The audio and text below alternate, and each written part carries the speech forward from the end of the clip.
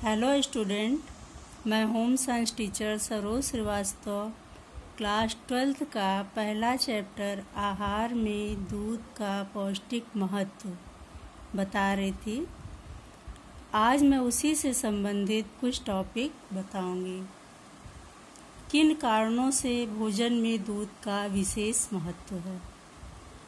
तो सबसे पहले दूध में भोजन के पोषक तत्वों की मात्रा के आधार पर, क्योंकि दूध में भोजन के सभी पोषक तत्व पाए जाते हैं, इसलिए दूध का भोजन में विशेष महत्व है। और सभी पशुओं के दूध में लगभग समानता रहती है, परंतु पशुओं की जाति और उनके भोजन के आधार पर दूध के संगठन में अंतर होता है।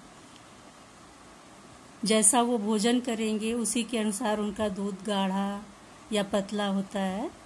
सामान्यतया औसत दूध में 87 से 88% जल और 12 से 13% अन्य तत्वों की मात्रा होती है। अन्य तत्व जैसे प्रोटीन, खनिज लवण, विटामिन और जल की सर्वाधिक मात्रा होती है। दूध को इसीलिए संतुलित आहार माना गया, क्योंकि इसमें वे सभी पोषक तत्व पाए जाते हैं जो शरीर के पोषण हेतु आवश्यक होते हैं। जैसे प्रोटीन, दूध में केसीन नामक प्रोटीन होती है और केसीन प्रोटीन उत्तम कोटि की प्रोटीन मानी जाती है। इसका पाचन भी सरलता से होता है, इसलिए छोटे बच्चे, शिशु, वृद्ध, रोगी सभी व्यक्ति इसे सरलता से पचा लेते हैं। 100 ग्राम दूध में लगभग 3.5 ग्राम प्रोटीन पाई जाती है। दूसरा, ऊर्जा उत्पादक तत्व। ऊर्जा उत्पादक तत्व में वसा और कार्बोहाइड्रेट तत्व आते हैं। सर्वाधिक ऊर्जा हमको किससे मिलती है? वसा से। लेकिन वसा का पाचन सरलता से नहीं हो पाता है, इसलिए हम अपने भोजन में कार्बोहाइड्रेट को ऊर्जा का स्रोत बनाते हैं। कार्बोहाइड्रेट से ही हम अधिक से अधिक ऊर्जा लेते हैं, जैसे रोटी, चावल, आलू, चीनी, गुड़, अन्य तत्व में कार्बोहाइड्रेट अधिक मात्रा में पाया जाता है।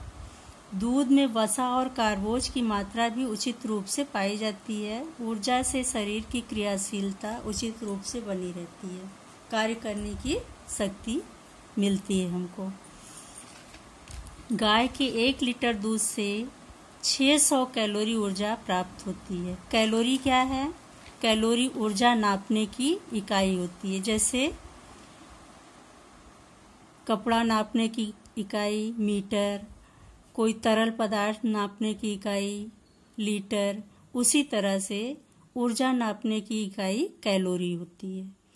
कैलोरी ऊर्जा नापने की इकाई है और एक अंडे से जितनी ऊर्जा हमें प्राप्त होती है, लगभग उतनी ही ऊर्जा हमें एक प्याले दूध से प्राप्त हो जाती है। तीसरा तत्व है शरीर निर्माण करने वाले तत्व, खनिज लवण और प्रोटीन। ये शरीर निर्माण करने वाले तत्व हैं। प्रोटीन के बारे में हम बता चुके हैं। अब खनिज लवणों के बारे में बताएंगे। खनिज लवण के कारण दूध की पोषकता और बढ़ जाती है। दूध में सर्वाधिक मात्रा कैल्शियम और फास्फोरस की है, जो हड्डियों और दांतों के महत्वपूर्ण हैं। मांसपेशियों और रक्त को स्वस्थ बनाने में भी खनिज लवणों का महत्वपूर्ण योगदान होता है। अगला तत्व है विटामिन्स। दूध में विटामिन ए और बी पर्याप्त मात्रा में पाए जाते हैं, लेकिन विटामिन सी और डी की मात्रा बहुत कम होती है। विटामिन सी कच्चे दूध में होता है और पकाने पर यह पूर्णतया नष्ट हो जाता है। कैल्शियम और फास्फोरस बिना विटामिन डी के अपना कार्य पूर्ण रूप से नहीं कर पाते हैं। इसीलिए छोटे बच्चों को मछली का तेल विटामिन डी के लिए और संतरे का रस विटामिन सी के लिए अवश्य देना चाहिए।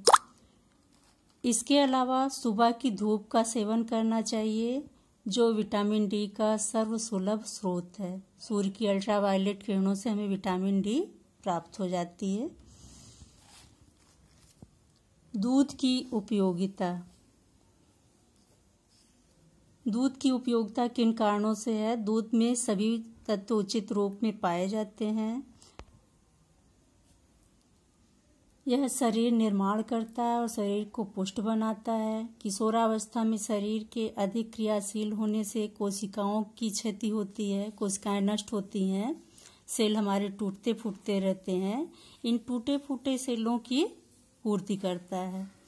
प्रौढ़ावस्था में दूध मानसिक क्रियाशीलता को बनाए रखता है और शरीर को पुष्ट बनाता है। वृद्धावस्था में जब हमारे अंग शिथिल हो जाते हैं, उस समय कोशिकाएं अधिक नष्ट होती हैं। ऐसी स्थिति में दूध विशेष उपयोगी है। दूध की प्रोटीन उत्तम होती है। दूध में आवश्यक खनिज उचित मात्रा में पाए जाते हैं। दूध शरीर की रोग प्रतिरोधक क्षमता में वृद्धि करता है और दूध से कई चीज़ों का निर्माण होता है, जैसे खोया, दही, पनीर, घी, मक्खन, मट्ठा इत्यादि। इस कारण से भी दूध उपयोगी होता है। रोगी या स्वस्थ अवस्था में प्रत्येक व्यक्ति के लिए दूध महत्वपूर्ण है।